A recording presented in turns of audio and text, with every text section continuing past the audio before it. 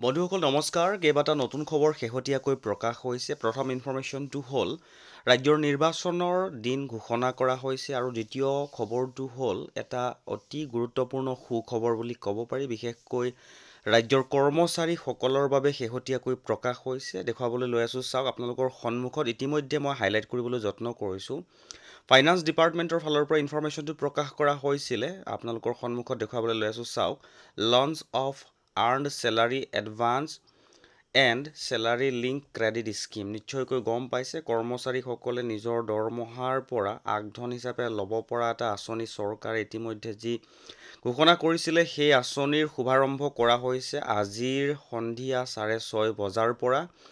আৰু আঁচনিখনৰ কেইবাটাও গুৰুত্বপূৰ্ণ ইনফৰমেশ্যন তেওঁলোকে প্ৰকাশ কৰিছে। বিশেষকৈ মন কৰিবলগীয়া ইনফৰমেশ্যনটো হ'ল যে ইণ্টাৰেষ্ট চাৰ্জ, অৰ্থাৎ কোনো সুত নাই, সুতবিহীন এখন আঁচনি। আগতীয়াকৈ ধন ল'লেও সুত দিব নালাগে আৰু খুব সোনকালেই দিয়া হ'ব লোন।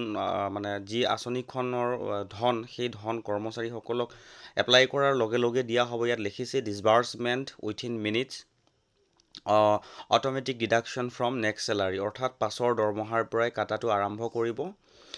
আৰু লোনৰ যিটো ৰেঞ্জ হ'ব, সেইটো 2 মাহৰ পৰা 12 মাহৰ ভিতৰত তেওঁলোকে উল্লেখ কৰিছে।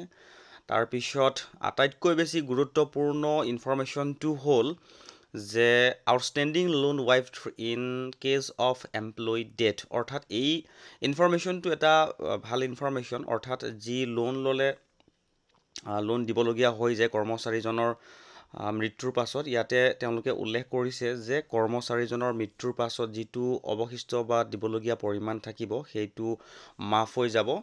এটা গুৰুত্বপূৰ্ণ ইনফৰমেশ্যন বুলি ক'ব পাৰি। যিসকল কৰ্মচাৰীয়ে এই আঁচনিখনৰ বিষয়ে অৱগত হ'বলৈ বিচাৰে বা ল'বলৈ বিচাৰে, তেওঁলোকে নিজৰ বিভাগৰ ঊৰ্ধ্বতন কৰ্তৃপক্ষৰ সৈতে আলোচনা কৰি এই আঁচনিখনৰ বিষয়ে অৱগত হ'ব পাৰিব বা ল'ব পাৰিব। এটা গুৰুত্বপূৰ্ণ ইনফৰমেশ্যন পোৱাৰ লগে লগে আপোনালোকৰ সৈতে শ্বেয়াৰ কৰি দিলোঁ আৰু ইনফৰমেশ্যনটো আপুনিও এবাৰ শ্বেয়াৰ কৰি দিব বুলি আশা ৰাখিলোঁ।